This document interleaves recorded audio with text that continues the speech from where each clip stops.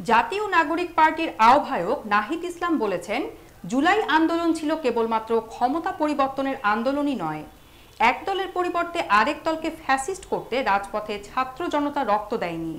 জুলাই আন্দোলন আমাদের ভয় ভেঙে দিয়েছে, নির্ভয়ে কথা বলতে শিখিয়েছে এবং বৈষম্যের অবসান করার আহ্বান দিয়েছে।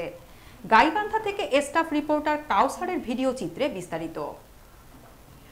মঙ্গলবার বিকেলে গাইবান্ধা পৌর পার্ক শহীদ মিনার চত্বরে দেশ গড়তে জুলাই পদযাত্রা কর্মসূচির উদ্বোধনী অনুষ্ঠানে এসব কথা বলেন নাহিদ ইসলাম। বলেন, জুলাই আন্দোলনে নতুন দেশ হয়েছে, কিন্তু নতুন দেশ গঠন হয়নি। গাইবান্ধা থেকে সেই নতুন দেশ গঠনের যাত্রা শুরু হলো।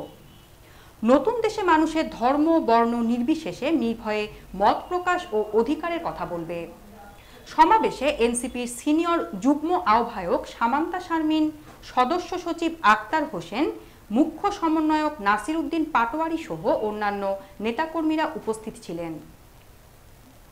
কেন্দ্রীয় সদস্য ফিহাদুর রহমান দিবস গাইবান্ধায় ইপিজেড ও শিল্প কারখানা স্থাপনের দাবি জানান এবং জেলার হাসপাতালের সেবার মান উন্নয়নে জনবল নিয়োগের প্রয়োজনীয়তা তুলে ধরেন। এর আগে নেতৃবৃন্দ রংপুরের পীরগঞ্জে শহীদ আবু সাইদের কবর জিয়ারত ও সাদুল্লাপুরের পথসভায় অংশ নেন। এরপর গাইবান্ধায় সমাবেশ শেষে সড়ক পথে পলাশবাড়ির উদ্দেশ্যে যাত্রা করেন। বসানোর জন্য কেউ রক্ত দেয় নেই, কেউ গণ অভ্যুত্থান করে নেয়। এই নতুন বাংলাদেশে আমরা চাঁদাবাজি, দুর্নীতি, লুটপাট, দখলদারিত্বের আর কোনো সুযোগ দিব না।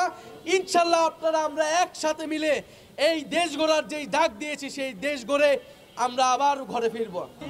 যেই তরুণ প্রজন্মের নেতৃত্বে অভ্যুত্থান সংগঠিত হয়েছে, তাদের নেতৃত্বে এই নতুন বাংলাদেশে আরেকটি রাজনৈতিক দলের আত্মপ্রকাশ ঘটেছে।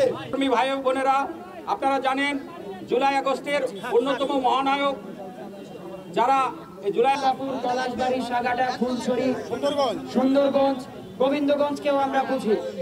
আমরা গাইবান্ধার যে কোনো অংশে